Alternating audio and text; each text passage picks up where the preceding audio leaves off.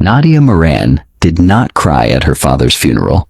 She stood at the graveside in a black coat and counted. The way her father had taught her. Not prayers, not grief, numbers. Who was standing at the back of the cemetery that shouldn't be there? How many cars on the road with no business being on a Tuesday in Dublin? How long before the Voss family made contact? Because in her world, death doesn't pause a debt. It just changes who has to pay it. Rowan Moran, Nadia's father, built his empire on loyalty and fear. For 38 years he ran the Baltic corridor with an iron hand. But 10 years ago, one bad investment. A network of legitimate businesses the organization had poured everything into. Collapsed overnight. Not from rivals. From miscalculation. The kind of ordinary failure empires are not supposed to survive. The Moran organization was weeks from insolvency when Aldrich Voss stepped in. No announcement. No negotiation. He absorbed the debt, stabilized everything, and asked for nothing in writing. Just one word. Spoken once. In a room with no witnesses. We will save you. And one day, you will repay us. In their world, that word was law. Her father spent a decade pretending the repayment would never come. Now he was in the ground. And Aldrich Voss was very much alive. The envelope arrived that morning. Her mother's handwriting on the front. Her name on the inside. You are the repayment, Nadia. A marriage to Rowan Voss. It is the only way to save what's left. She read it twice, folded it, slid it into her coat pocket, just above where her heart would be, if she still had one. She knew what the Voss family was, had known since she was 18, watching her father take a meeting that lasted hours and left 3 men she'd never see again. The Voss empire made the Morans look like a footnote. Old money, old power, the kind that didn't need to threaten you. It simply made clear what the world looked like if you chose wrong. Rowan Voss was the heir to all of it. Charming, precise, dangerous in that particular way of men who've never had to raise their voice. She had prepared for him, for the marriage, for a life of careful navigation inside a more powerful family's walls, where every smile was strategic and every word was weighed. She was her father's daughter. She knew how to survive rooms like that. She has been doing so her entire life. What she hadn't prepared for was Zev Dragan, the man the Voss family sent to keep her safe. Cold-eyed, controlled, indifferent in a way that meant he had decided to be. Because no one looked at her like that by accident. He didn't want her. She couldn't stop wanting him. And standing at her father's grave in a Dublin January, with an envelope in her pocket and a one-way ticket to Vienna in her bag, Nadia Moran understood something her father never taught her. There are 2 kinds of debt in this world. The kind that gets you killed, and the kind that makes you wish it had. Before Nadia moves to the Voss Empire in Vienna, we need to make one thing clear.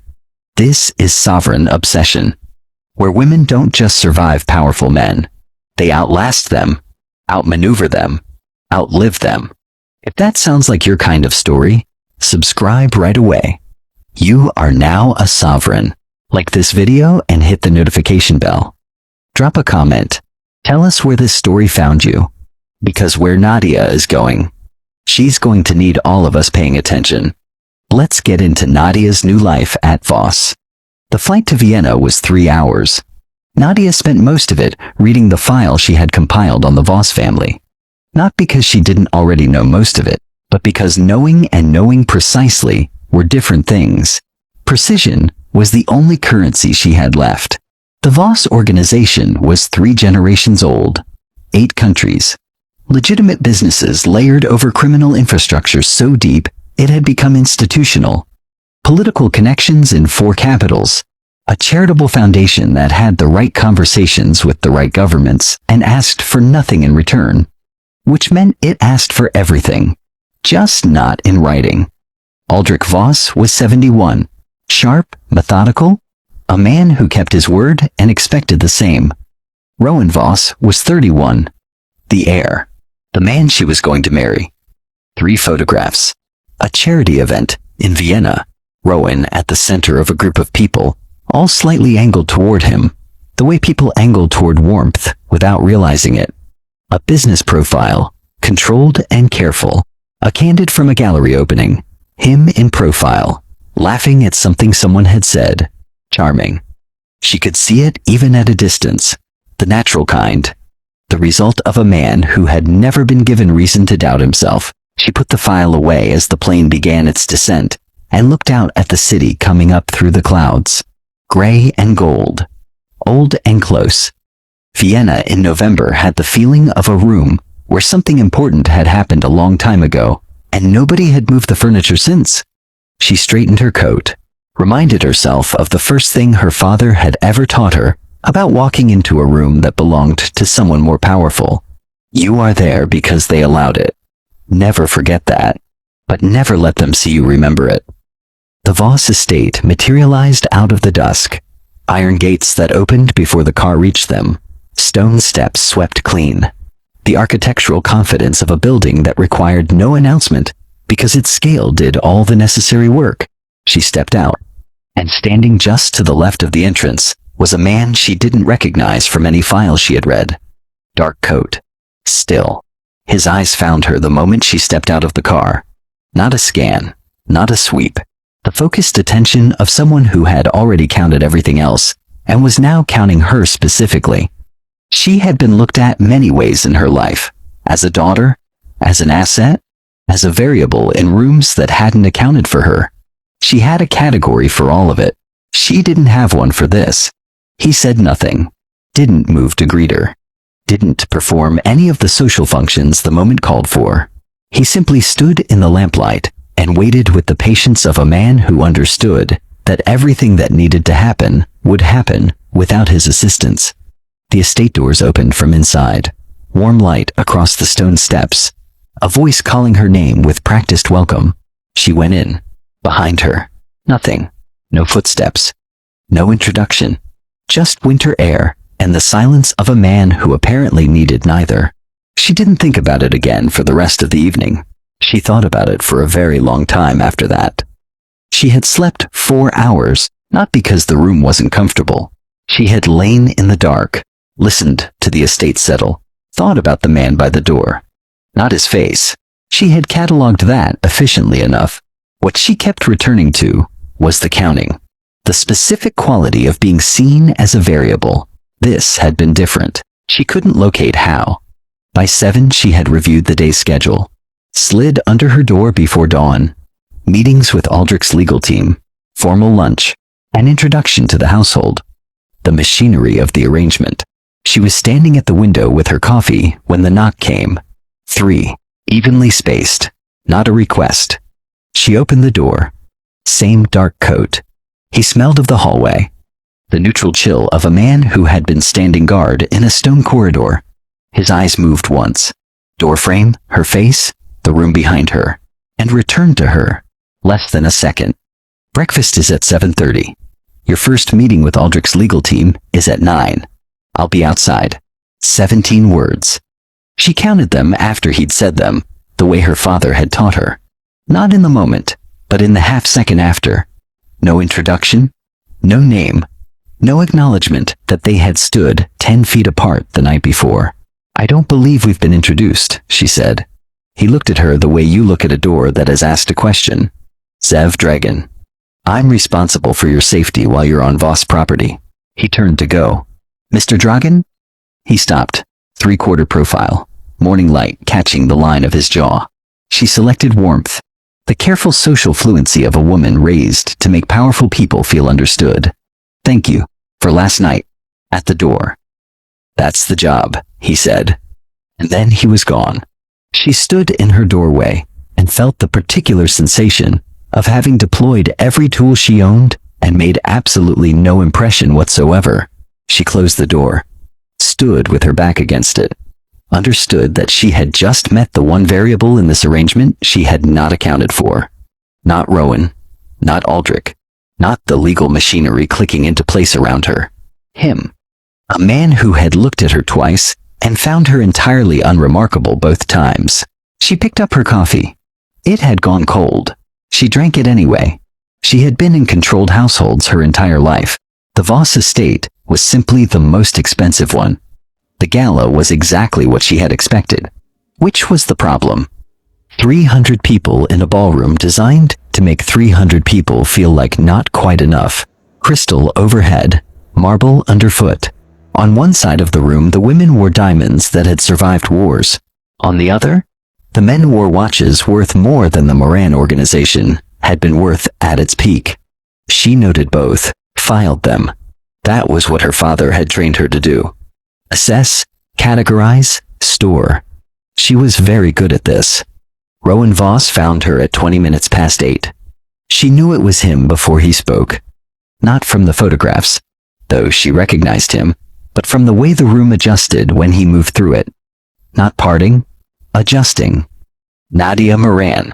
Not a question, a confirmation. He was taller than the photograph suggested.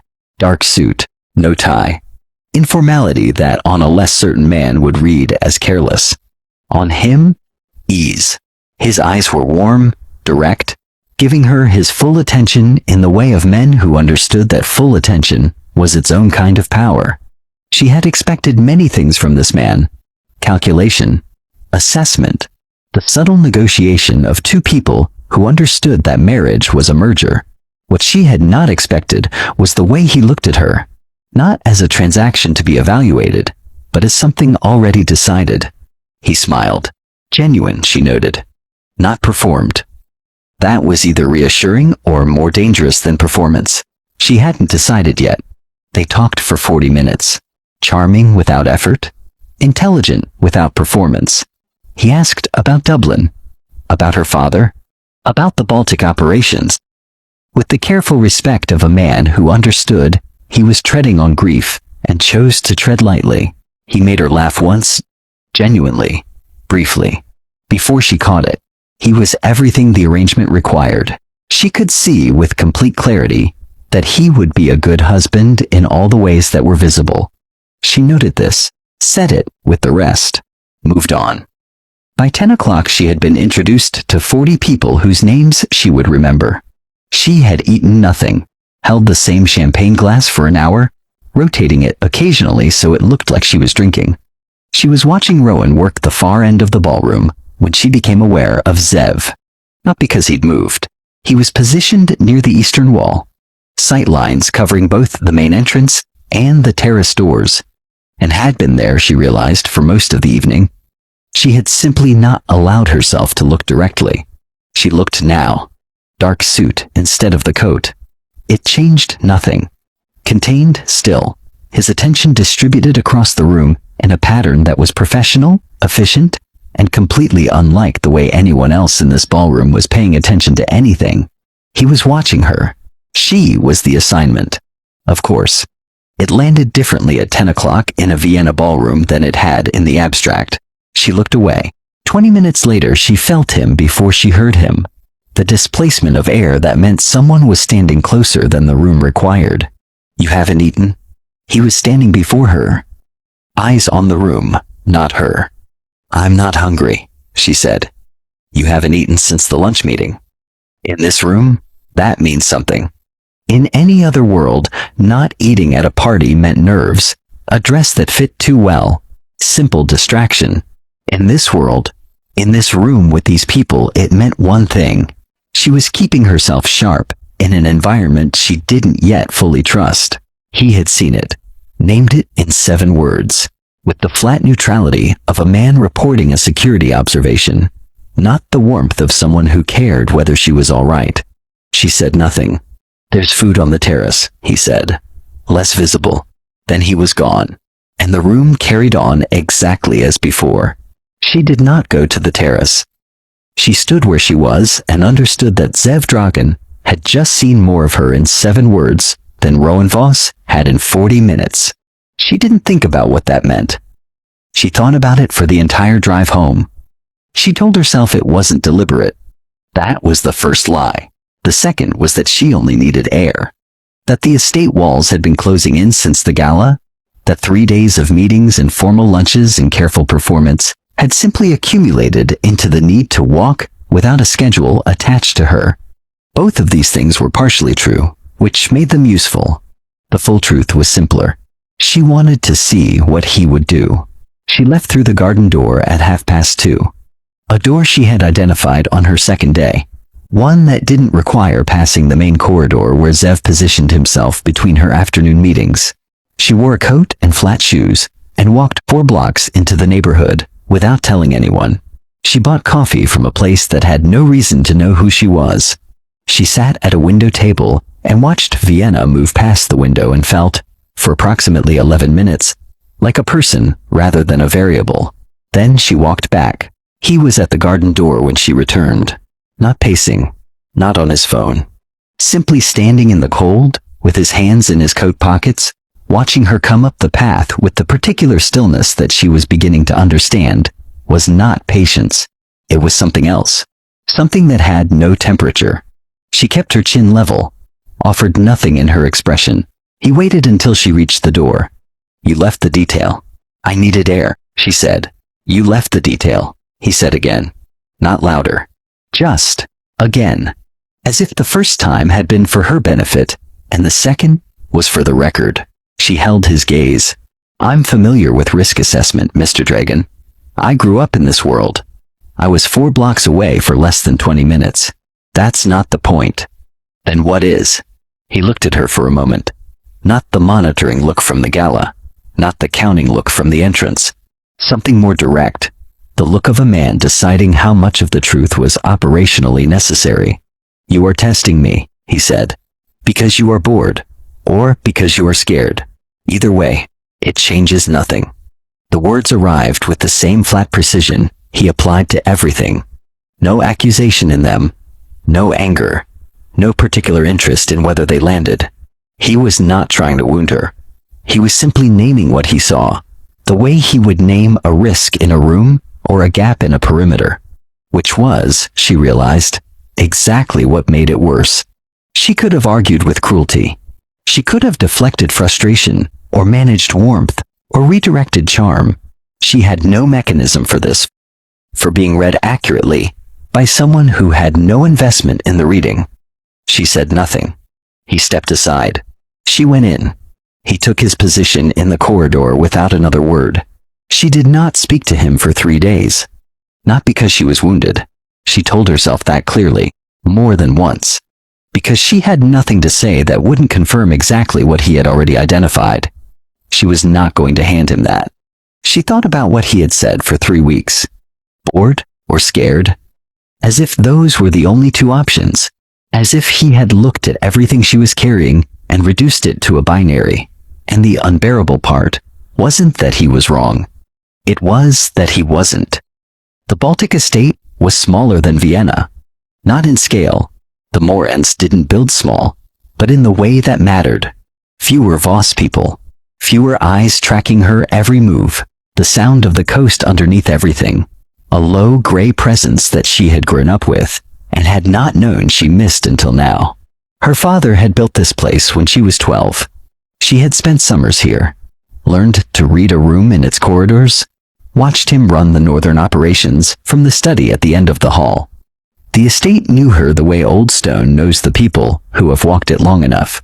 She was here because the Alliance demanded it. The Baltic corridor was Moran territory, and the Voss-Moran arrangement required her presence at the northern operations meetings, a show of unity, a demonstration that the marriage was moving forward. Her father's men needed to see her, needed to know she was not a hostage, not a pawn, but the heir to everything he had built. She had walked into those meetings with her chin level and her father's memory in her posture. The men had recalibrated. She was her father's daughter. She knew how to sit at a table where no one wanted her there and make them grateful she had come. But this time was different. This time, he was here. Zev. Present in her territory the way he had been present in Vienna. Always at the edge of every room, every corridor, every conversation. In Vienna, the Voss estate had absorbed him. Here, in the place that belonged to her, he should have been the outsider. He wasn't. He moved through her father's halls with the same stillness, the same contained attention, the same unsettling neutrality, as if territory meant nothing to him, as if he would be exactly the same man in any room, any country, any world. She found herself watching him navigate her own home, noting where he positioned himself, which doors he checked, which windows he counted. He treated her estate the way he treated her, as a problem to be solved, a perimeter to be secured. She wasn't sure how she felt about that. She was very sure she would think about it later. The first 2 days were function, meetings with the Northern Operations team, formal dinners, the estate's routines, the formal obligations of the alliance. Zev said nothing beyond the operational schedule, sightlines, threat assessment for the dinner. She responded in kind. They had developed, without discussing it, the precise vocabulary of two people who had agreed not to discuss the only thing worth discussing. The third night, she couldn't sleep. She had known she wouldn't. Had lain in the dark listening to the coast, and felt the particular restlessness of a mind that had been performing for 72 hours and had nothing left to perform for. At 1:30, she gave up.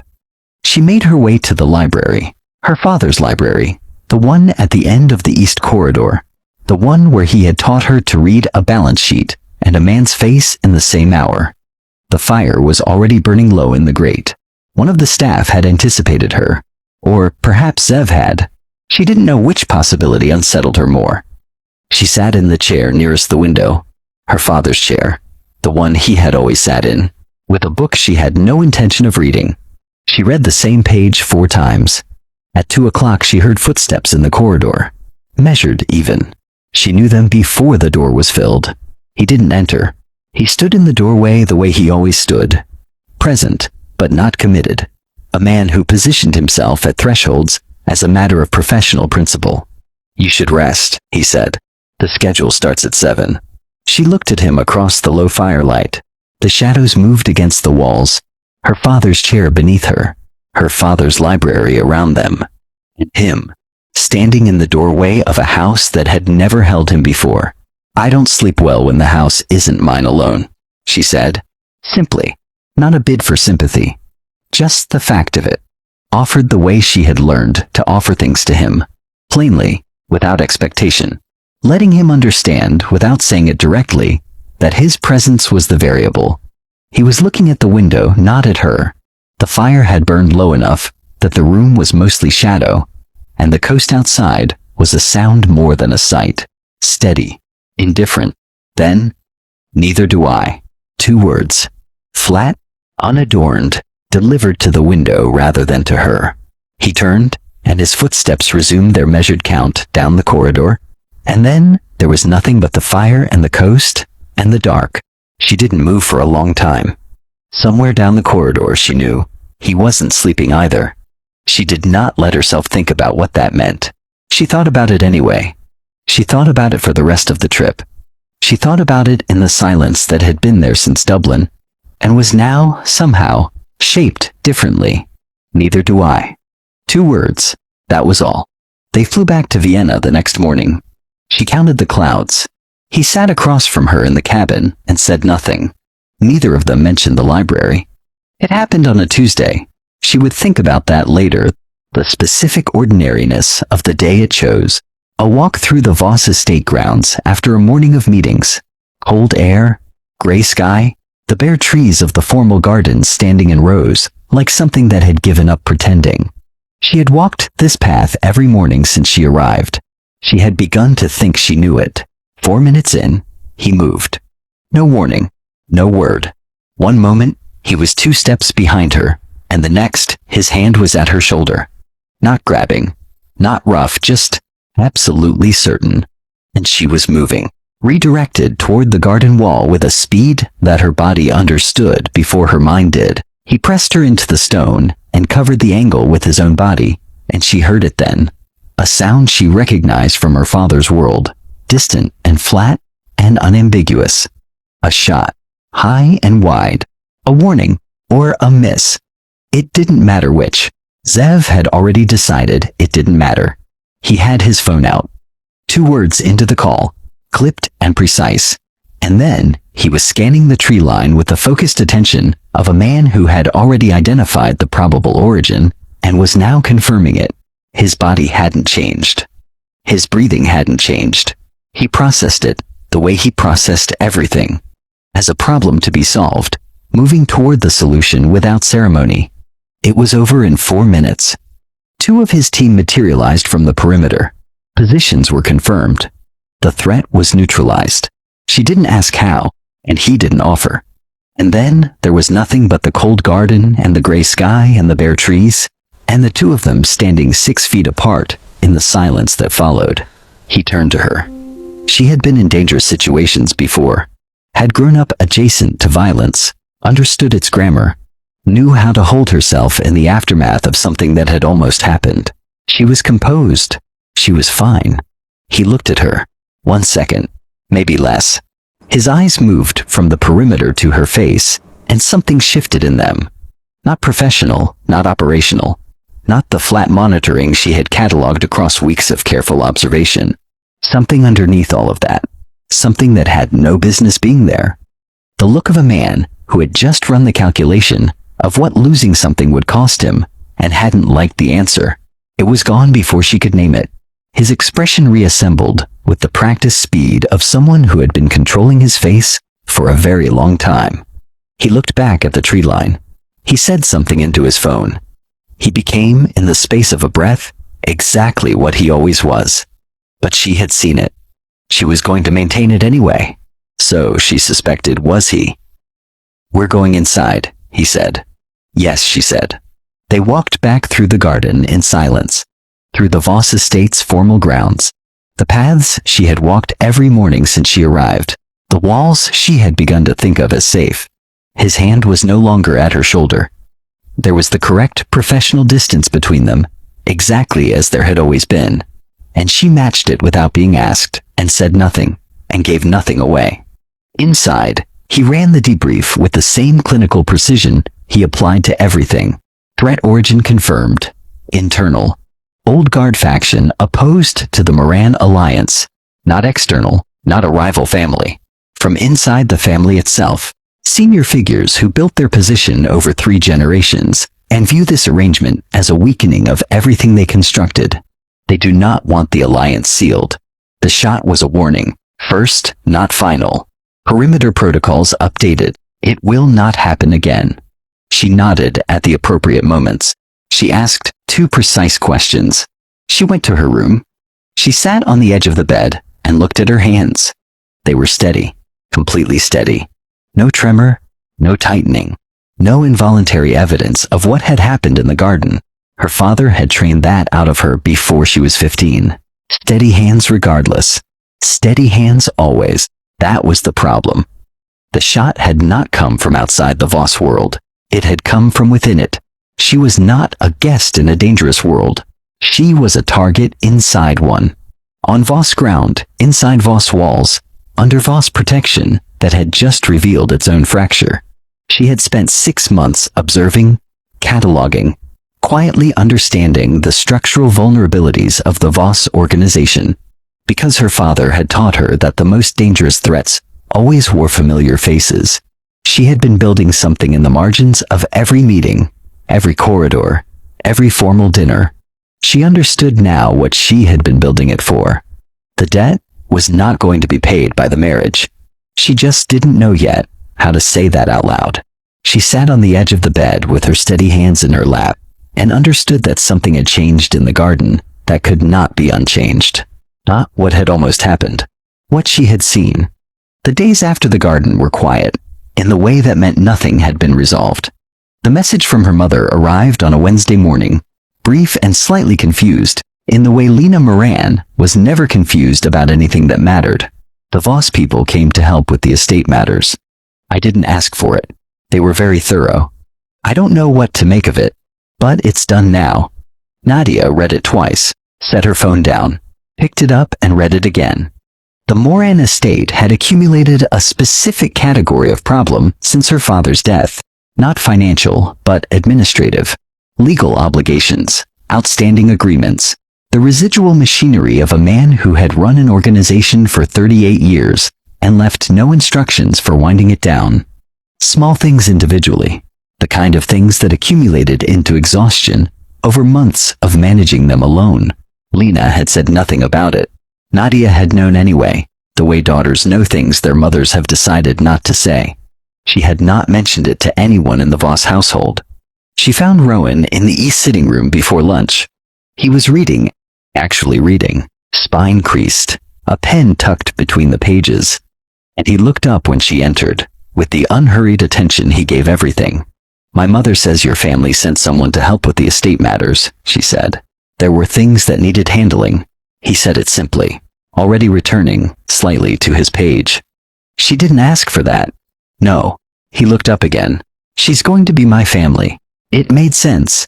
He said it the way he said most things, without performance, without expectation of credit, as a man stating something that was, to him, simply true. He had found the one thing Nadia had been quietly carrying, and handled it before she had to ask, before she had even decided whether asking was something she was willing to do. She looked at him for a moment. "Thank you," she said. He nodded, went back to his book. She stood in the doorway a moment longer than necessary and understood, with the particular clarity of things you wish you didn't understand, that Rowan Voss was a good man, not performing goodness, not deploying it strategically. Simply good, in the quiet, consistent way that required no audience and asked for nothing back.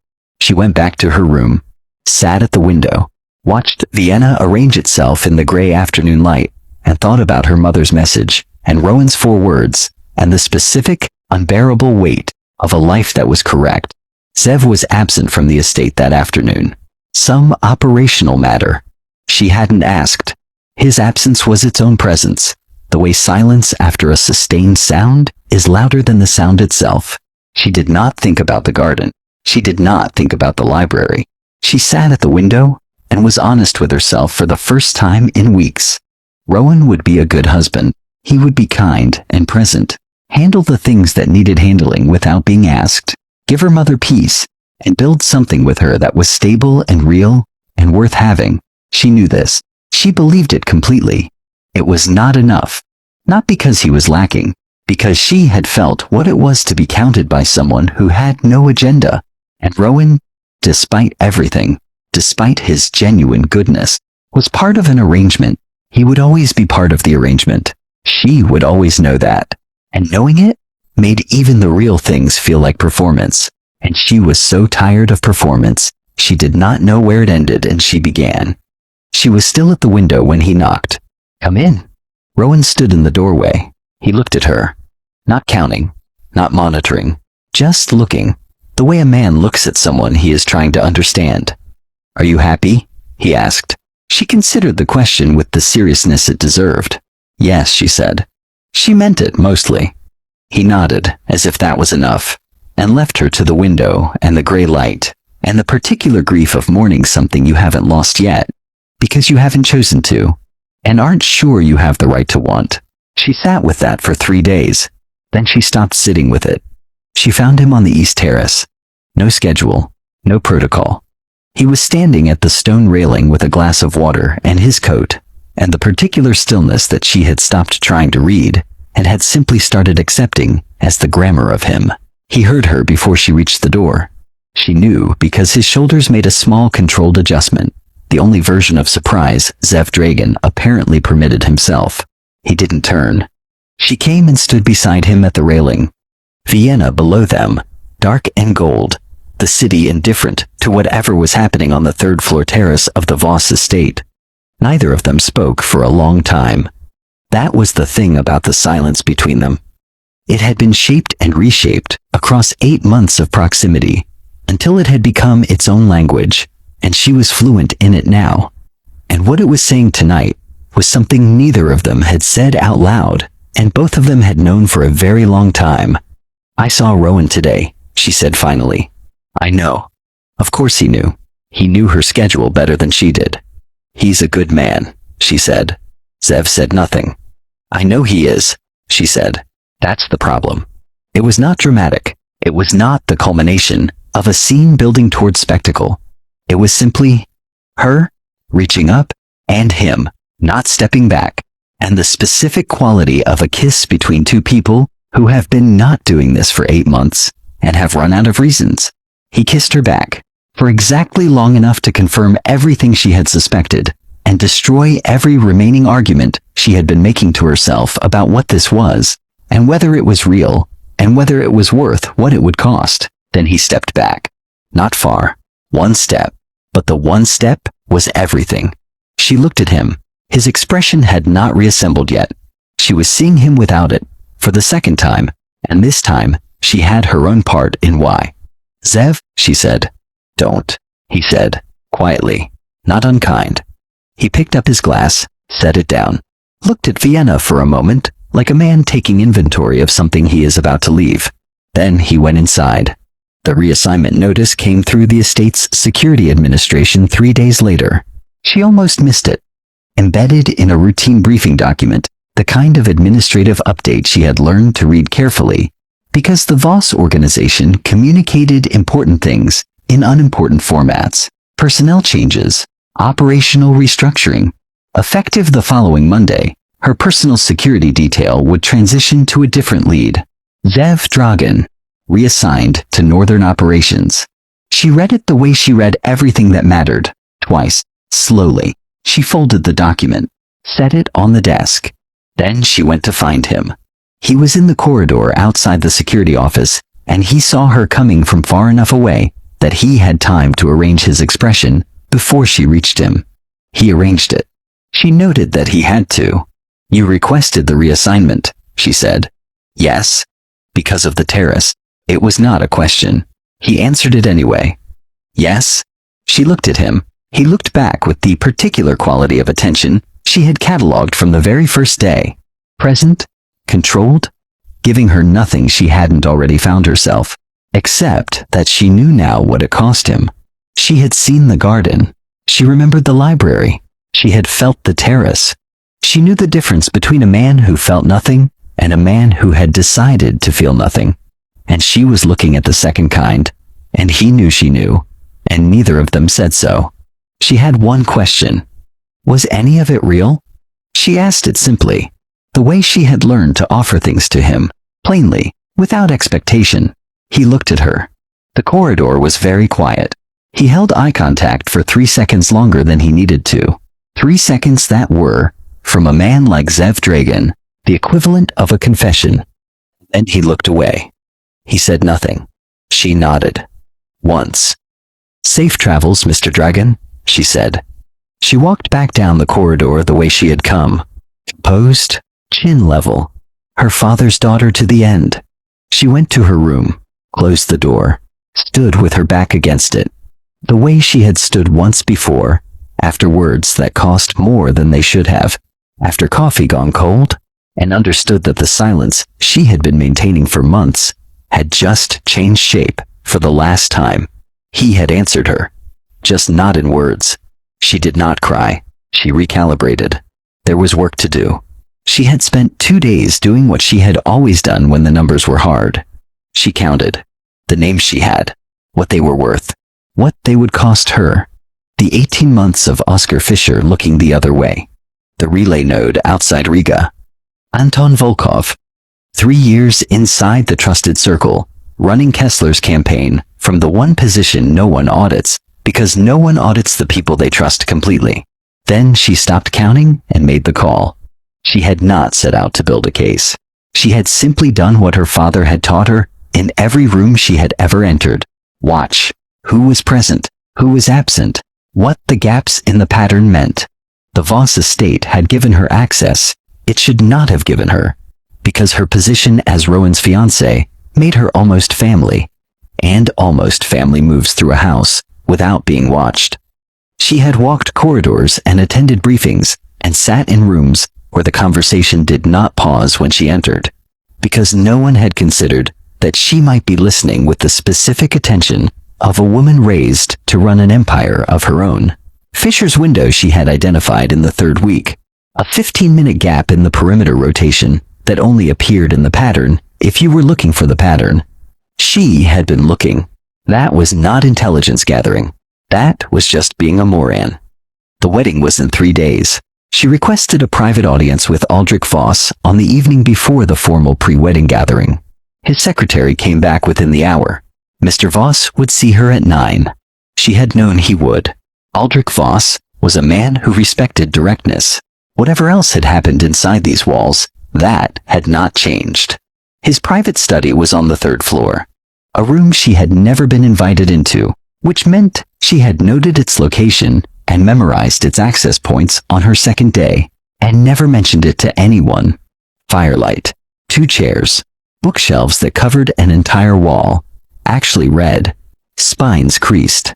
He was already seated when she entered, a glass of something dark on the table beside him, and he looked at her with the unhurried attention of a man who had already considered several versions of this conversation and was waiting to see which one she had brought. She did not sit. She stood in the center of the room and told him what she knew. Kessler's old guard, the 15-minute gap in the perimeter. Oscar Fisher, 18 months paid. The relay node outside Riga feeding intelligence to Kessler's network since before she arrived.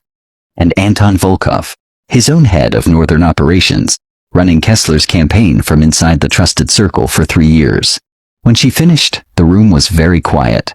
Aldrich did not move. He looked at her. Not the assessing look of a man evaluating an arrangement, not the careful warmth of a patriarch managing a political marriage. Something else.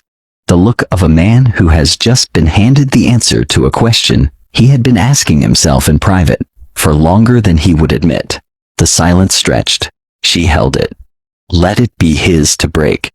Volkov, he said. The name sat in the air between them like something set down carefully. Yes, she said. He said nothing for a long moment. His hand rested on the arm of the chair. Still. The stillness of a man who has spent 50 years making decisions and understands that the worst ones are made before the silence has finished speaking. She met his gaze and did not look away. I'm not threatening you with it, she said. I'm giving it to you because your family named a price once and I am paying it. But on my terms, consider the debt settled. The marriage was never the right currency. This is. I leave it to you to decide what that means for your son. The fire moved. Outside, Vienna was dark and cold and entirely indifferent. Aldrich Voss looked at her for a long time. Then he looked at the fire. He looked back at her. And what was in his face was not warmth, not sentiment, not the rueful acknowledgement of a man caught off guard. It was something older than any of that. The specific recognition of a man who has spent a lifetime in rooms full of people performing competence, and has just encountered the real thing. The debt, he said, is paid. She nodded once, turned, left the room. The estate was sleeping or performing sleep. She thought about Rowan once, in the quiet of it. Not with guilt. She had earned the right to be past guilt, but with something that deserved its own name. He was a good man. He had handled her mother's estate without being asked. He had made her laugh once, genuinely, before she caught it. He had been everything the arrangement required and had been trying, in his precise and careful way, to be something more than that. She hoped someone would tell him before he heard it from his father, that one day he would find someone who could give him what she couldn't, a choice that was entirely hers from the beginning. Then she let him go, quietly, the way you let go of something that was never yours to keep. The front doors opened onto cold air. She was outside before anyone else was awake, gray light coming up slow over the estate grounds, the coast somewhere beyond. A sound more than a sight, the air cold and specific and real. She stood at the edge of the grounds with her back to the house and her face to whatever came next, and felt, for the first time since a Dublin cemetery in January, like the ground beneath her feet was hers. She heard him before she saw him, footsteps she would have known anywhere, measured even, belonging to no schedule, no assignment, no professional reason to be here at all. She did not turn immediately. When she did, Zev Dragan was standing a few feet away, hands in his coat pockets, looking at her the way he had looked at her in Aldrich's garden. Not the soldier's assessment, not the controlled professional distance, something that had no category, something he had apparently stopped trying to file correctly. He held out her coat. She had left it in the study. She did not remember leaving it. She did not know how he had gotten it. She did not ask. She took it from him. Their fingers did not touch. He said nothing. He fell into step beside her, and together they stood at the edge of everything she had walked away from. The debt was paid. The choice was made. And for the first time in her life, both of those things were the same thing. The silence between them was the Baltic coast. Steady, indifferent, older than both of them. What next? He asked. She turned to look at him. Not the counting look, not the cataloging. Just him. She reached up and cupped his jaw in her hand. Then she kissed him. Longer than she had on the terrace. Deliberate, unhurried. The kiss of a woman who has paid every debt she was ever given, and is now, finally, spending something entirely her own. He reacted the way she had always known he would. Not impulsively, but with the specific certainty of a man who has made a decision and is now carrying it all the way through. His hands found her. He kissed her back. Behind them, the Voss estate stood in the gray dawn, full of people who would wake soon and find the geometry of everything had changed overnight. That's Nadia Moran. That's what it looks like when a woman stops being the debt and becomes the one who decides what gets paid. If this story found you, you already know where you belong. Like this video, subscribe, hit the notification bell. The next story is already waiting. Drop a comment. Tell us which moment got you. This is Sovereign Obsession. New stories, new obsessions, always.